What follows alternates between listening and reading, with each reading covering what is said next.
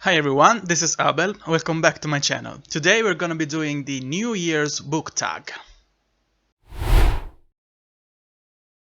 But before we start, remember that if you enjoy science fiction and fantasy books, especially space opera and epic fantasy, this is the perfect place for you. So if you enjoyed this video, consider subscribing, leave a like, comment, and maybe ring the notification bell so you will be alerted every time I upload something new.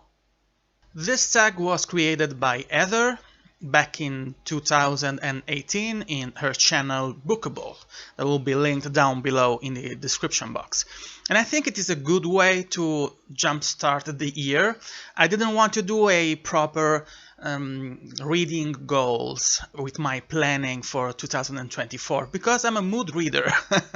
And as much as I know and understand that I should be striving to be a little more structured in my reading goals, I don't think I'm able to stick to any kind of plans with that. So this tag is a good way to try to be a little bit more organized and to answer a few questions that will help me have a clearer state of mind about my readings, and at the same time to give you a little few clues and informations about my life without being too much private, of course. And yes, 2024 will be a very crazy and important year for me and for this channel. It will be fun. We'll have a lot of interesting reads ahead of us, and I'm going to share everything with you. First question of 5. How many books are you planning to read in 2024? Yes, 30 books. I just finished my reading challenge for 2023 and I managed to read 30 books, mixing graphic novels, comic books, and proper actual books, a few of them very long. And I think I will manage to read more in 2024, and it is because my reading habits and my mindset has been changing, because I'm reading many more books on ebooks. I have always had a Paperwhite, a Kindle of some kind, or reading ebooks on my tablets or smartphones. Too bad for my eyes, because I'm paying for the consequences of those dumb decisions.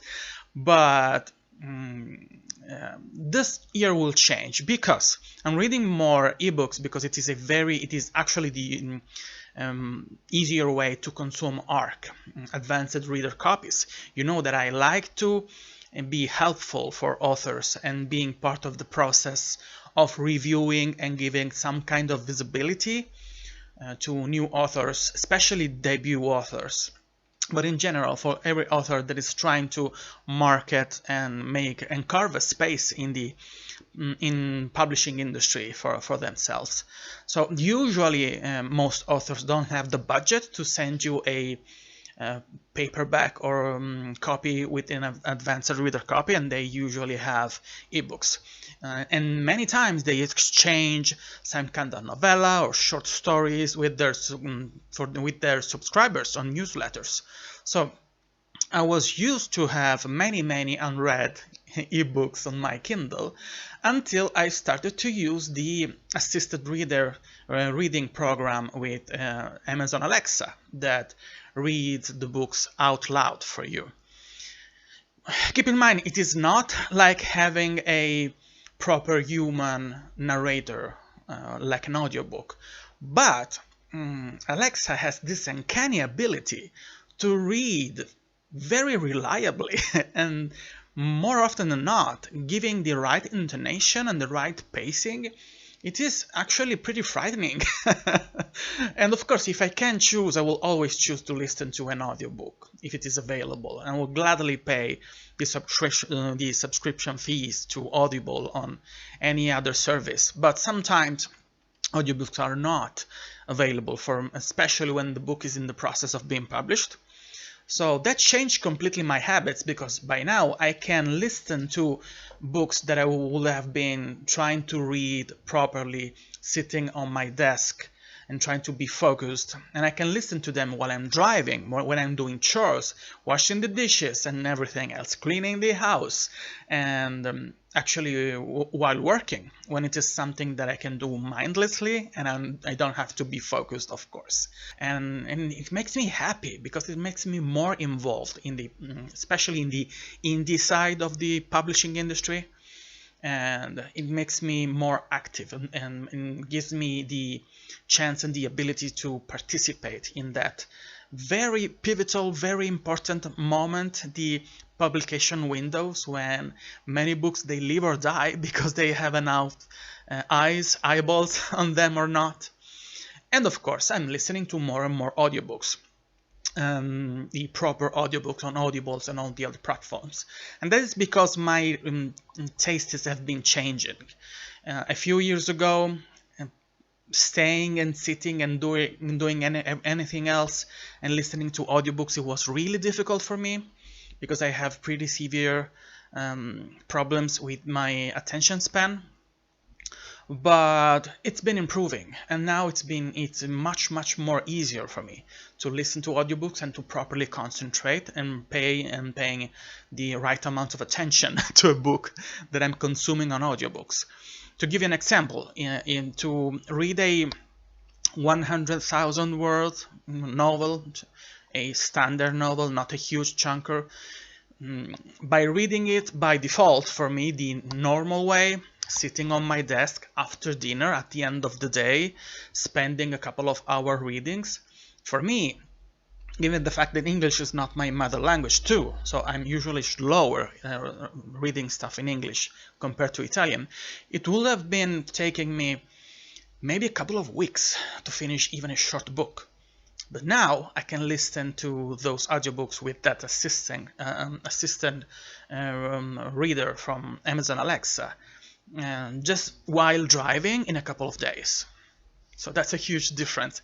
So I've been careful here saying 30 books, but I'm pretty sure I will read much more than that.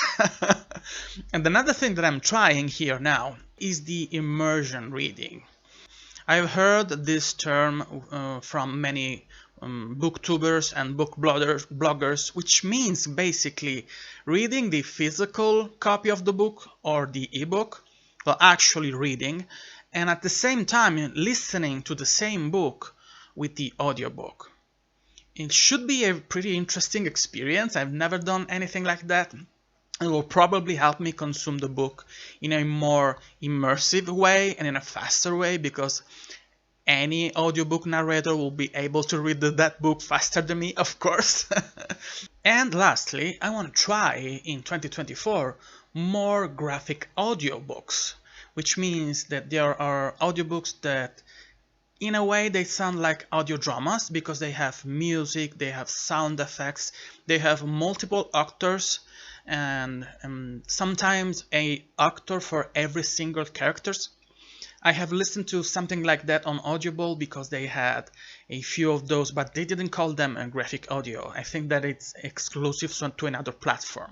They call those audio dramas, with a trilogy of audio dramas for in the Alien world.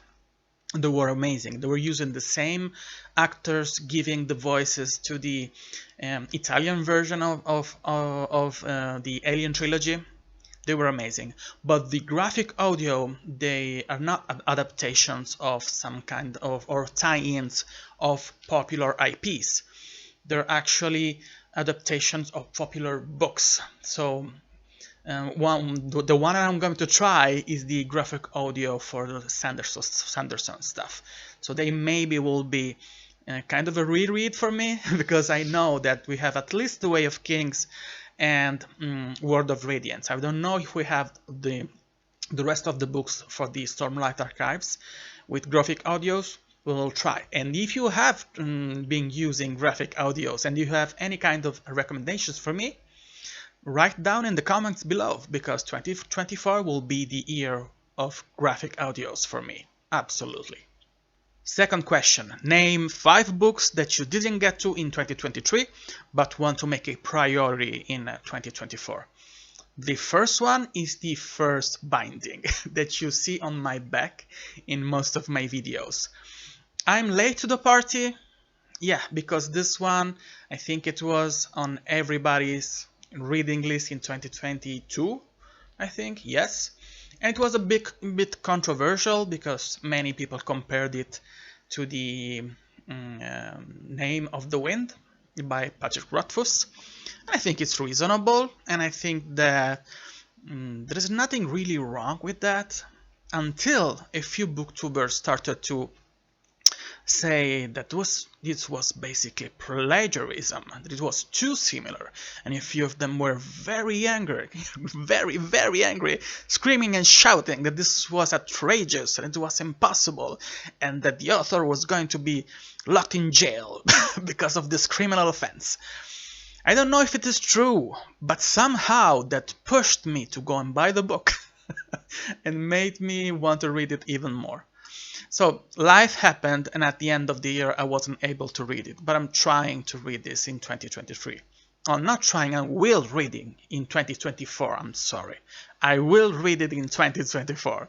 Another one is Jade City, and I have beautiful Italian deluxe editions.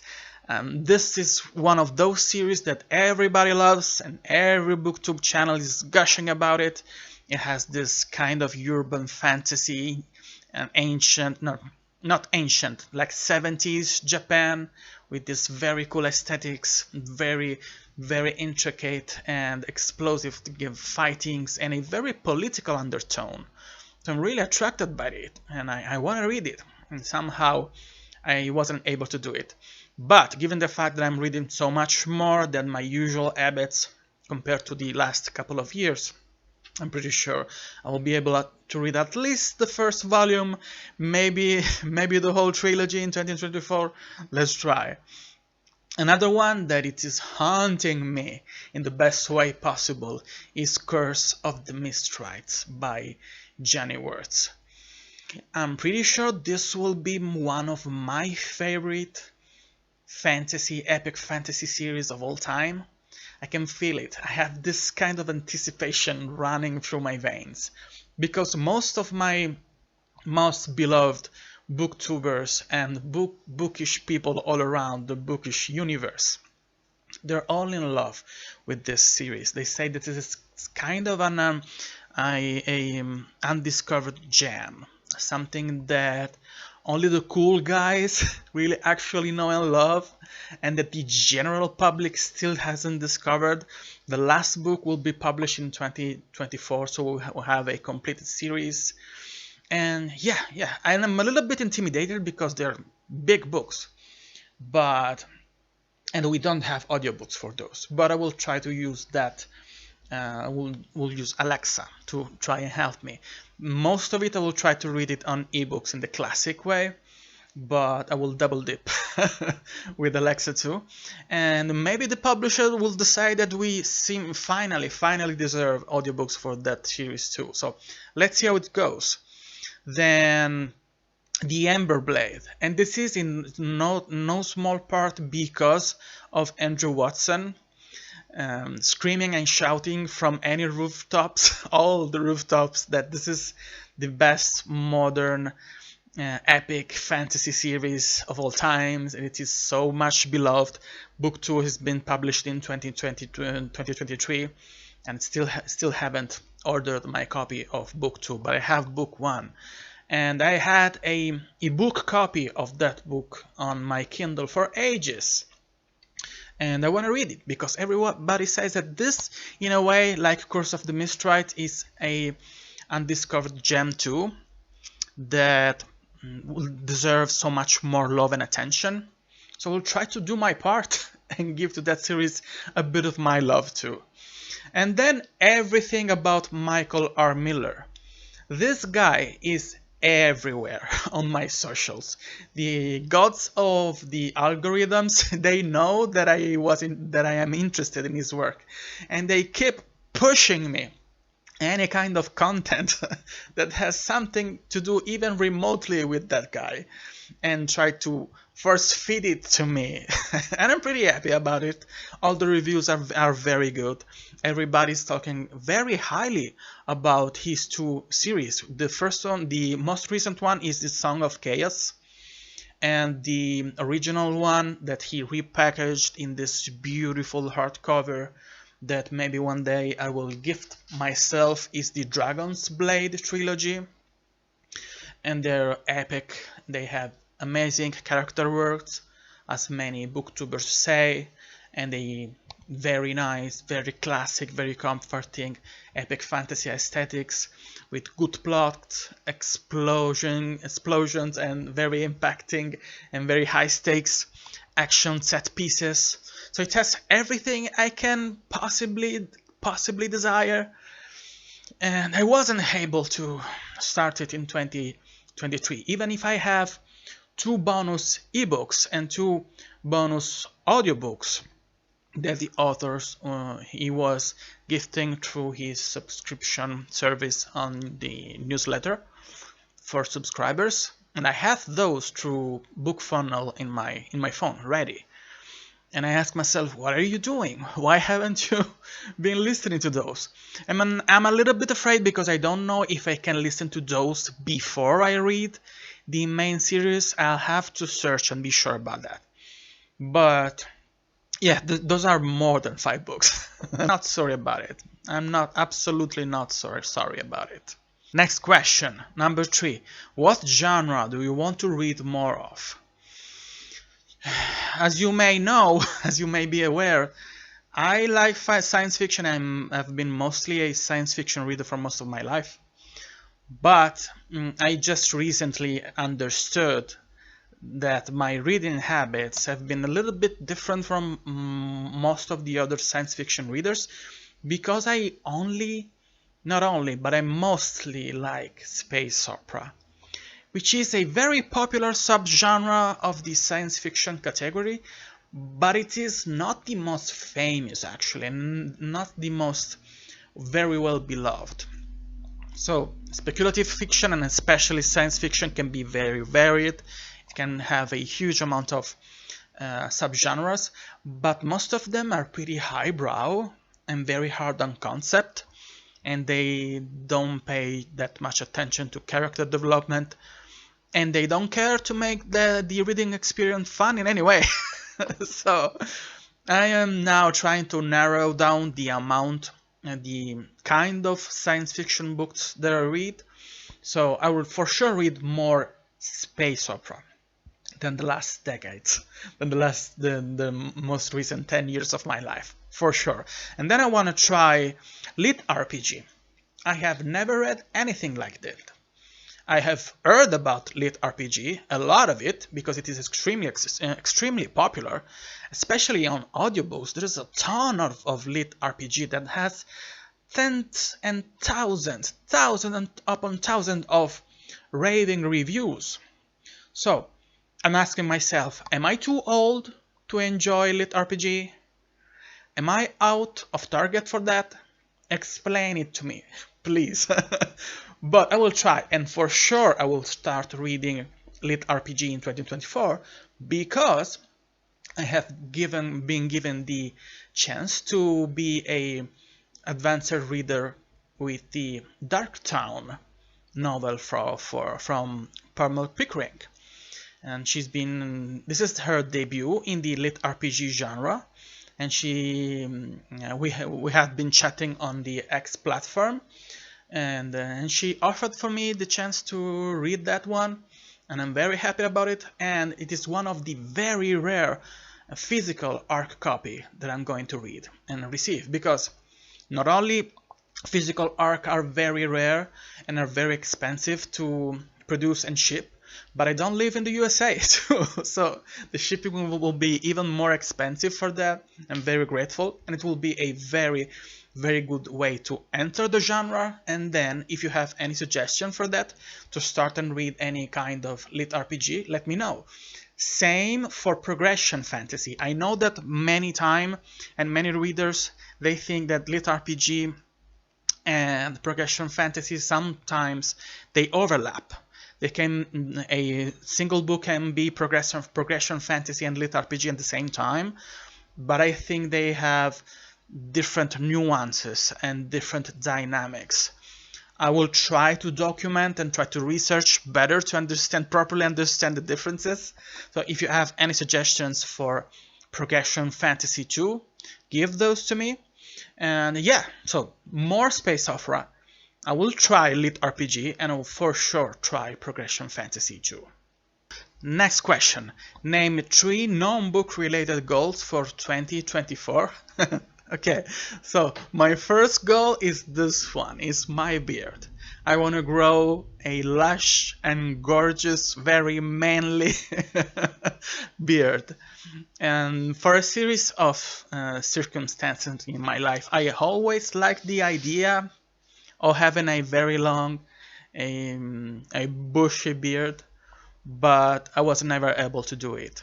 And I'm pretty sad that I decided it right now, just now, because I am starting to have white hair in my beard, and I've been a ginger for all of my life.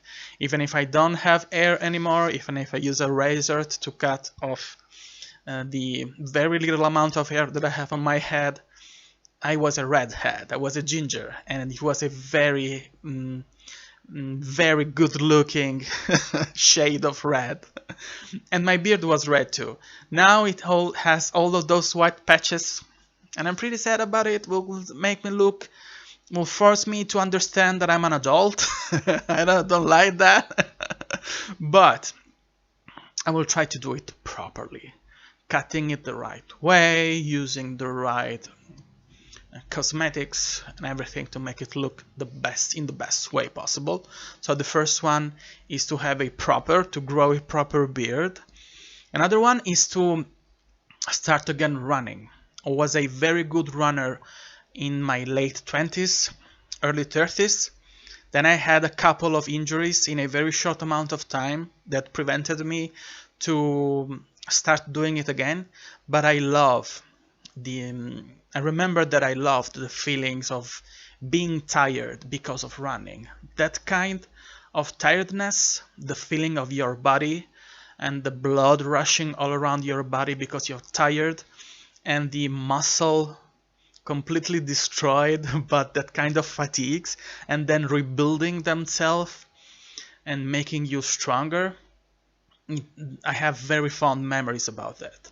So I will try to do it again in 2024 because of health issues. I have to do it. I'm completely out of shape, and yeah, I want to be a runner again. I will have to be careful especially because of my knees. My knees? Not nieces. Knees. Yes. My bones in my legs. And yeah, I have to be careful because I cannot go through any kind of injuries again, so I should pay attention to that, but I'll try to slowly go and rebuild good habits about that. I'm not very fond of running outside, especially because here as you may know, I live in Sicily, in the southern part of Italy, and we either have scorching hot weather or extremely cold weather. So running when it is that hot, it can be actually very dangerous for your health, and when it is that cold too. So there is no middle ground anymore in the weather here in Sicily. So we'll try and buy a tapis roulant, treadmill, how you say in the USA. So let's see. I will try to run a little bit more, and then the last one is to go to the movies more. Because of a few things going on in my life, in my private life, it is not that easy to go outside in the night, in the evening, for restaurants, eating something, or to go to the movies. And anyway, we don't have properly very good cinemas and theaters in my area. I have to stay almost an hour and a half to get to a proper, respectable, and clean theater. There's a couple nearby, but they have extremely small screens, good audio, but the experience is not good. I enjoy better.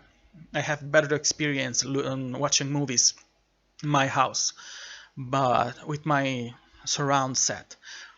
But I like the experience of going out of the movies with friends, discussing books, discussing movies, yes, books of course, and having that experience of the anticipation to go to the movies, and then laughing and maybe doing dumb jokes during the movies, and then talking about the experience after the movie with theories, trying to understand and trying to compare opinions.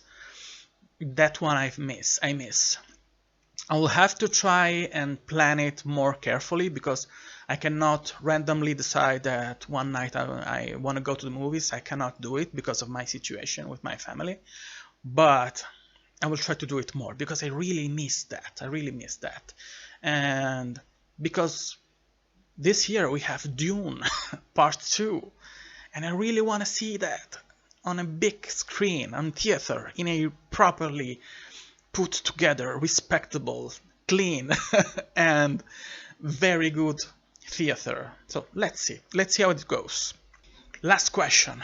What's a book you've had forever that you still need to read? I cannot give you a simple answer. Of course, you know me, right? Yeah, you're bearing with me. The first one is Dragon Mage by M.L. Spencer. This is one of those books that I had in my library and that I was able to buy pretty soon when it was very hyped and fresh and new. And I have this thing that I had, it's called recency bias. So if I have a new book in my library, I will be staring at it and wishing and craving to read it until another book comes in my house. And I will be staring and craving and looking at it, anticipating to read it. And then I get in this cycle where I get new books and new books and new books. And then I put those books in my library and I stare at them and I feel happy because that gives me joy and peace of mind in my heart. And I never read those.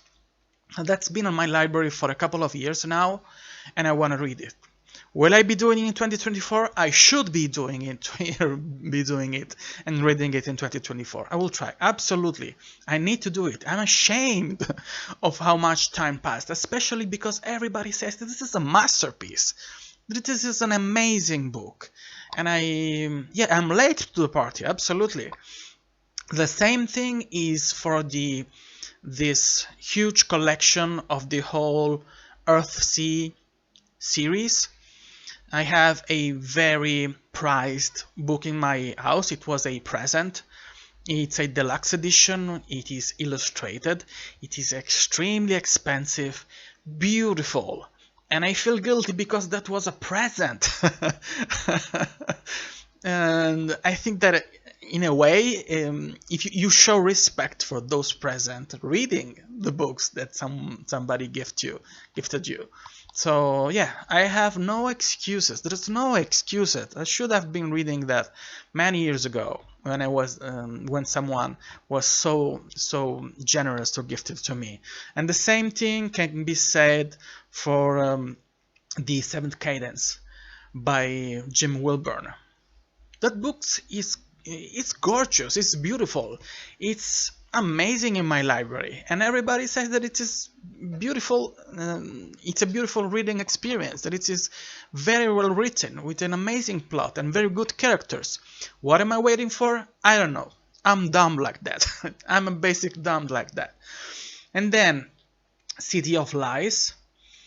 I have been hesitant to read this because I still haven't understand if book 1 and 2 are a completed series, because I have heard that it was there was space to make it a trilogy, and then maybe the publisher didn't go through and they didn't manage to have a deal for book 3. So I'm not sure if book 1 is a standalone and book 2 is a kind of a companion novel or a number 2 in the series.